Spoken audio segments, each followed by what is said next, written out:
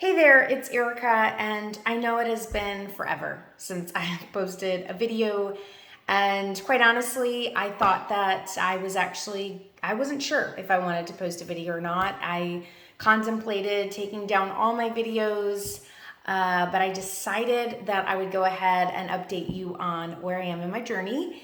And for some of you, you might be surprised, some of you might be angry, some of you might be indifferent.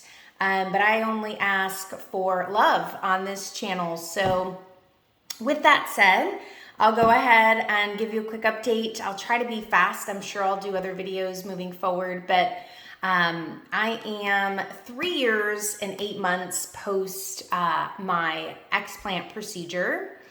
I am 3 years and about 4 months post my fat transfer procedure. And then I decided I was going to do something different. So before I share that, let me kind of share with you kind of what had happened during the time that I explanted and had the fat transfer. So I explanted, I felt like I had some health benefits. I had made some tweaks in my diet. I am not a super proponent for everyone doing a keto-ish diet, so I know I had a video on that, but learned some things there.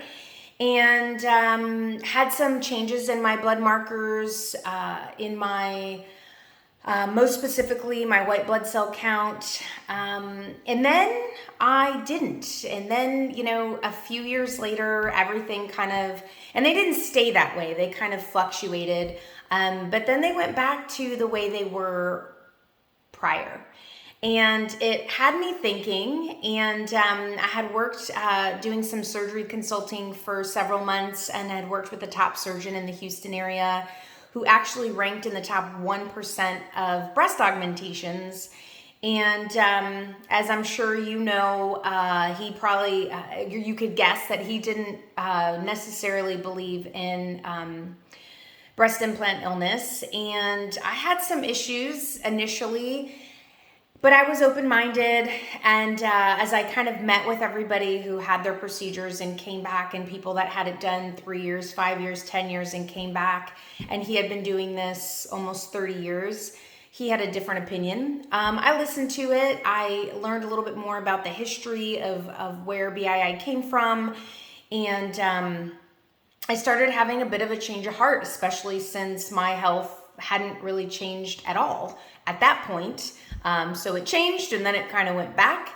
And it was really bothering me just from a emotional standpoint on my explant and how I was feeling about my fat transfer. And I definitely had some hard nodules. And I will report that they are still there. I have one on this breast that is over 2 inches, if you could believe it.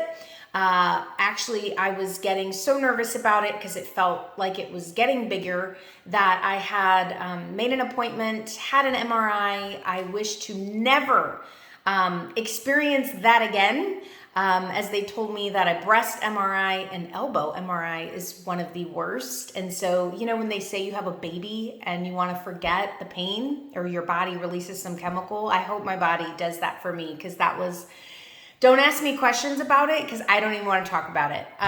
It was not fun. And I'm happy to say that over 2 inches of a mass was simply just the fat necrosis, and I have them all over. So definitely a downside to the fat transfer for those of you that are kind of looking in that direction.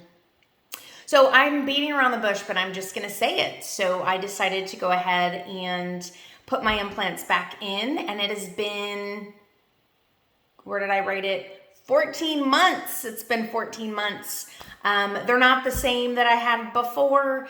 I'm not going to get into that today, but I was really struggling with not feeling like myself. And so here's what I'm going to say from a lab's perspective. Since having them back in, none of my inflammation markers or my white blood cell counts or anything like that really changed. at all. So again, before my implants, before taking them out, having a set of markers, taking them out, seeing some change, then they went back, then they kind of stayed the same, putting them back in, really no change at all. I'm not saying that there aren't people that are suffering from negative side effects of getting breast implants. All I can say is for me and what I was trying to, I guess my objective didn't really sit. Now, I don't want to get a whole bunch of comments on all these reasons why you shouldn't have it. There are tons of sites and video bloggers out there talking about why you shouldn't put them in. And so, go and research that. So I'm not a proponent of either way. I'm not here to tell you do it, don't do it. It's really a personal choice. For me, my goal was to improve on my health. I waited over 3 years. I didn't see that change, or I waited almost 3 years. I didn't see the change I wanted to see. And so nothing's really changed negatively with my health since putting them back in, except I have had some positive changes. So, and not due to putting them back in, of course. So some of the other things that I experienced down my journey was working with an energy practitioner and working on some emotional blocks that could be potentially having an impact on my health. And I went from really not being able to exercise a whole lot to, I was walking, but now I'm bicycling and doing more things for my health than I feel like I was able to do. And so I was kind of waiting till I solved the issue, or I was able to give you like this, concrete information on what I had learned, and I just never got there. And so that was the reason that I just kept pushing it off and off and off.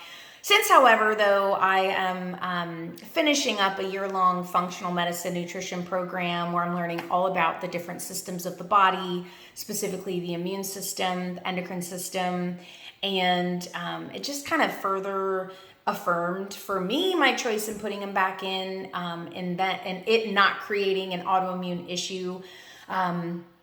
So again, in order to have an autoimmune issue, there needs to be you need to have a genetic predisposition, you need to have gut impermeability, so leaky gut, and there has to be some kind of trigger. So could getting your breast implants put in, could that be a trigger? Sure could. And so also could emotional events like death of a loved one, divorce, all sorts of things. So for me, I chose to kind of go down that track so I can learn all I could about health, and also became a motion code practitioner and a mind, body, spirit release practitioner where I can work with myself and with others on releasing any emotional blocks, spiritual blocks, limiting beliefs that are preventing us from our best health and other things that are in our way of success. So that's where I got to as today. Some of you might be wondering, how did things go with my arm? Well, my arm is the same. I've tried so many different things, cupping, different things many people had mentioned. I really think to this day that the lumps that I have in the arm are really just a matter of unevenness of the liposuction. So if you are wanting to get an fat transfer, I really just implore you to not only find someone who's experienced with fat transfer, but who has good results with liposuction. And you definitely want to get after pictures of at least like 6 months out, preferably minimum 4 months out, because a lot of times they're showing these before and after pictures, and they're, after is like 3 weeks, a month after the procedure, where your stuff hasn't gone down yet. The more that they transfer there, the more you have a chance of getting that fat necrosis, and nobody wants to have a bunch of hard marble lumps all in their breasts. It's not, doesn't feel attractive. So that's what I would say about that. I think that's all the updates that I have for you today. If you have any specific questions on what I shared, I'm happy to share. I like to say I'm an open book, but again, keep it light, keep it with love. And I wish you success on your journey. And I have put some links that way if you have any questions on some of the energy stuff that I had gotten into, happy to answer. Again, you can post comments here or reach out to me via email or my website. Alrighty, well, wishing all of you a great year, and I'll make another video soon.